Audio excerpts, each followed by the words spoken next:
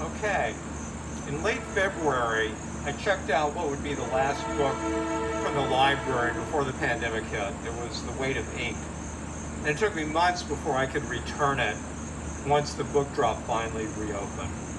Um, my next literary venture was to select what would be the first book I would check out from the library after the library itself reopened. Well, here it is, Forever by New York journalist and author Pete Hamill. So I finished it this past Wednesday night. Forever had elements that would attract me to a novel. It had a straightforward writing style, which you would expect from a journalist like Pete Hamill. A fantasy angle with a lead character who lives for centuries, but he can't leave Manhattan, and interactions with historical characters and places.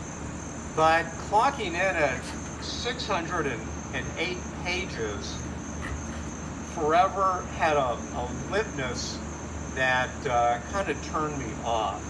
It had a lot of long, tedious passages that I skipped over as he describes Irish ironworking techniques, this 18th century, and long descriptions of Manhattan cocktail parties that just didn't go anywhere. And so Forever, alas, seemed to go on forever. I get it when the main character attends a cocktail party, but 6 pages of reading about it, enough is enough. So I might try reading some other Hamill works. He did other novels. I'll read those if they're shorter. So next up from the library is the book A Saint from Texas by Edmund White. Well, it's quite a bit shorter, and it's in Texas, a location I'm not visiting in Troy, so I'm going to give that a try. So in a way, books are like relationships. Sometimes they work out, and sometimes they don't. And you're not going to know how it's going to work out until you crack it open and give it a try. But lately, I've often felt more let down than entranced by books I've read.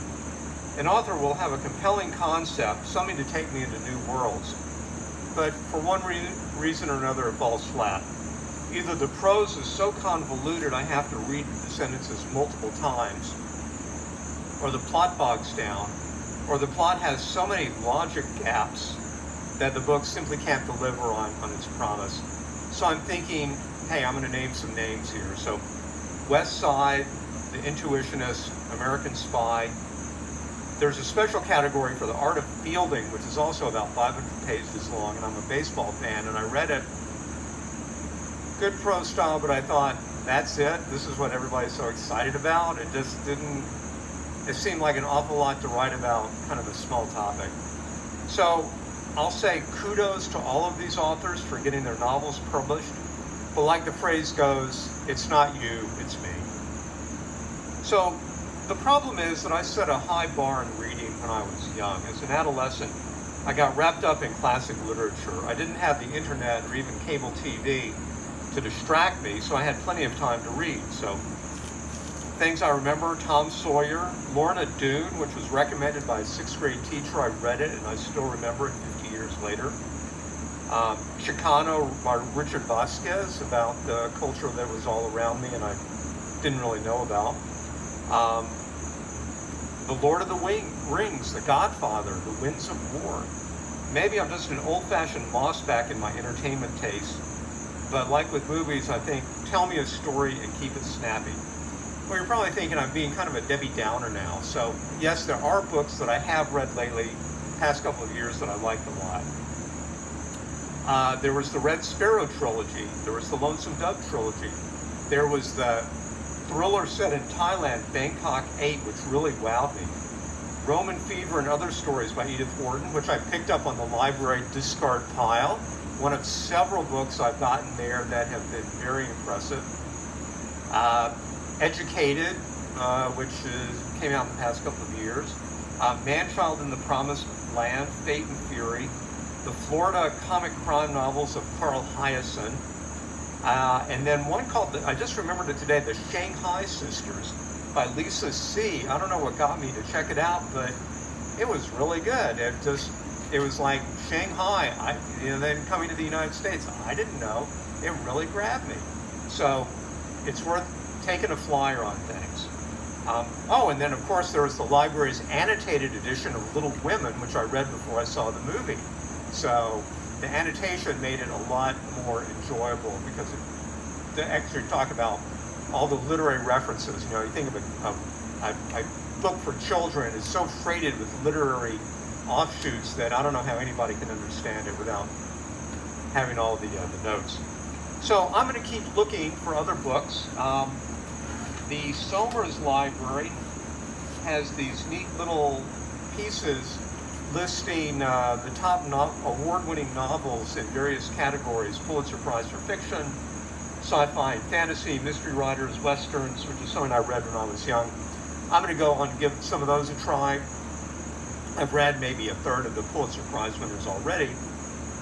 So, you know, they're prize winners, so they must be good, right? Well, not really. I've read some prize winners like Tree of Smoke, which came out 20 years ago maybe, about Vietnam, and it's like, okay, that's it. So anyway, so one benefit of reading widely is not just having an appreciation for literature, but as a writer myself, it shows me what I respond to as a reader. So this influences the fiction I'm now doing at the library's mystery class. I try to tell a story rather than see how convoluted or obscure my prose can be. In some places that's a sign of a really good writer, but to me, it just separates me from the material. So I like taking readers to unexplored territories because that's what I like reading about. So my particular book project, I guess I can call it a book, is set on the Texas-Mexico border where I grew up. And I try to do that. My classmates are responding well to it. So the more I read, the better I write. I step around the trek that I've encountered, and I try to embrace the literary gold that impressed me, which can really be anything. So by some mysterious process, I pick up themes and approaches from reading that start getting blended into how I write. So I'm going to return forever. I think I'll just take it out to the book drop, and then I'm going to start reading A Saint from Texas, and then I'm going to start scouting around for the next wave of books that I can reserve here at the library. Hopefully a lot of them will make me forget where I am now and enter a new world, and it might even wind up having an impact on that mysterious mystery project I'm working on. I may have more to say about that later, but for now I'm just going to keep reading. Thank you.